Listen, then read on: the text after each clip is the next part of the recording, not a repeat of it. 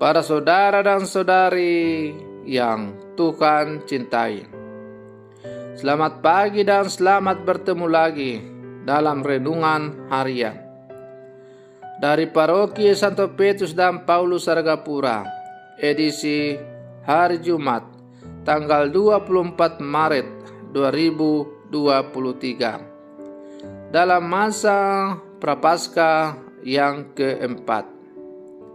Mengawali hari yang baru ini, kita hendak mendengar dan merenungkan sabda Tuhan.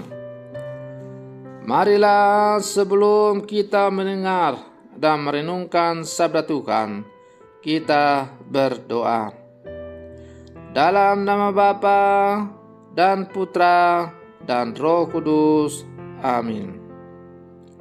Allah Bapa, Pencipta dan Penyelamat, Engkau telah menyediakan bantuan bagi kami yang lemah ini. Semoga bantuan-Mu itu kami terima dengan gembira dan kami manfaatkan dengan hidup yang baik. Bersabdalah ya Tuhan, kami siap untuk mendengarkan. Terpujilah Engkau Bapa, Putra dan Roh Kudus, kini dan sepanjang segala masa. Amin.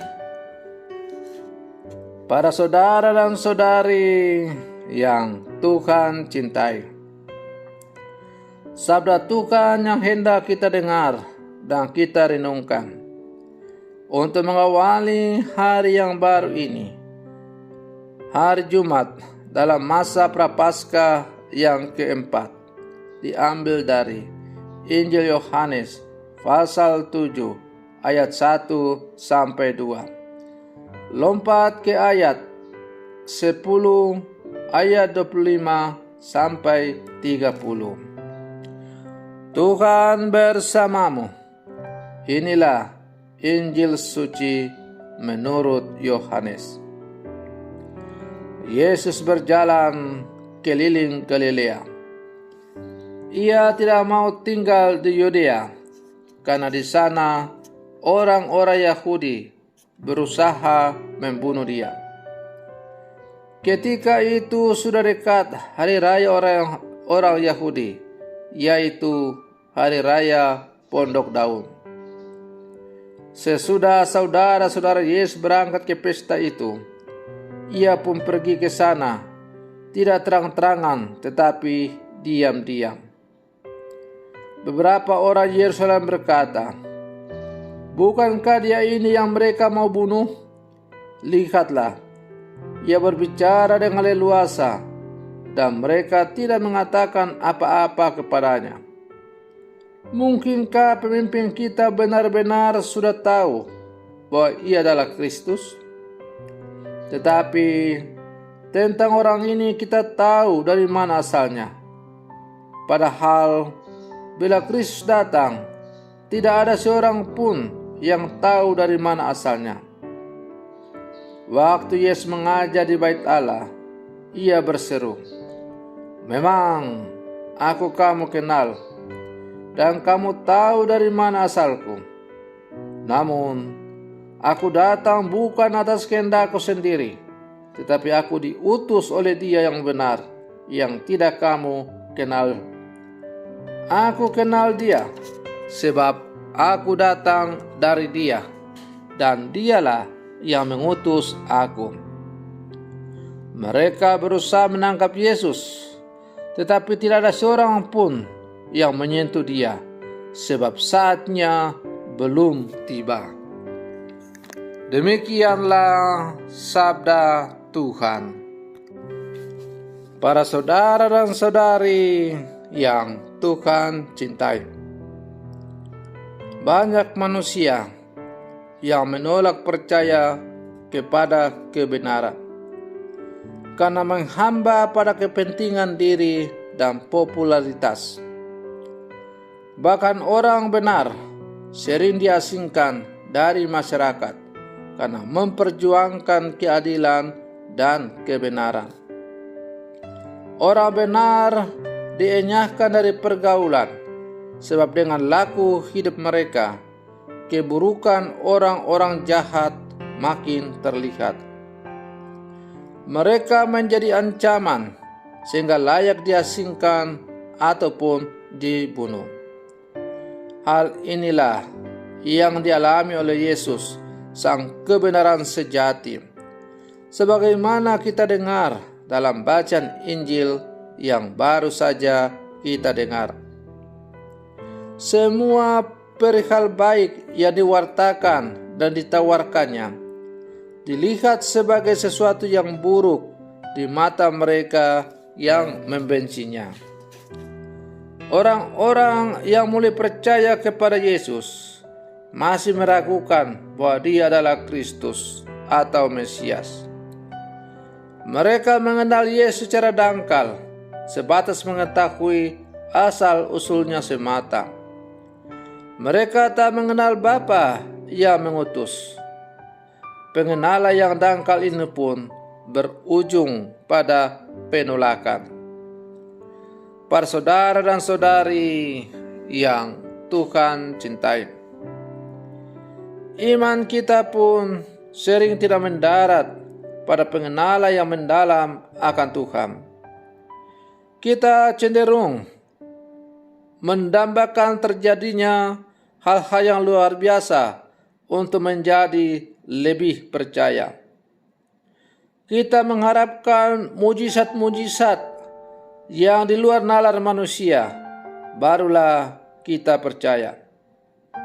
Padahal setiap hari kita mengalami mujizat-mujizat sederhana yang dikerjakan Tuhan bagi hidup kita. Cobalah bayangkan, ketika kita masih bisa bangun pagi, kita masih diberi nafas kehidupan, bukankah itu adalah mujizat yang diberikan oleh Tuhan kepada kita?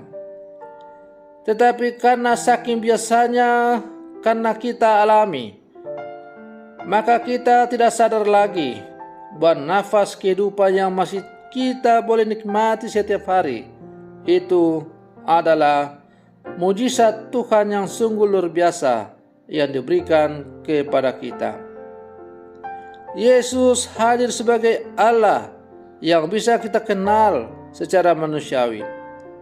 Ia memperjuangkan kebenaran dan kehidupan dalam pewartaannya. Sebagai murid-murid Yesus yang hidup zaman sekarang, kita pun diundang untuk mengamalkan iman dalam tindakan kasih, jujur, dan adil dalam kehidupan sehari-hari. Para saudara dan saudari yang Tuhan cintai, kalau pengenalan kita kepada Allah hanya dangkal-dangkal saja, maka iman kita memang tidak akan mendalam. Karena itu, tepatlah pepatah yang mengatakan, tak kenal maka tak sayang. Tak sayang berarti tak bersatu dan tidak bersahabat atau bersaudara. Tak bersaudara berarti tak percaya. Mengenal seseorang berarti pernah, sedang, dan akan terus dekat dan bersatu dengan dia dan menjadi saksi yang baik akan dia berdasarkan rasa percaya kepadanya. Orang Yahudi tak mengenal Yesus, maka mereka tak sayang padanya, bahkan ingin membunuhnya. Sikap mereka ini telah diramalkan dalam kitab kebijaksanaan dalam bacaan yang juga kita dengar pada hari ini.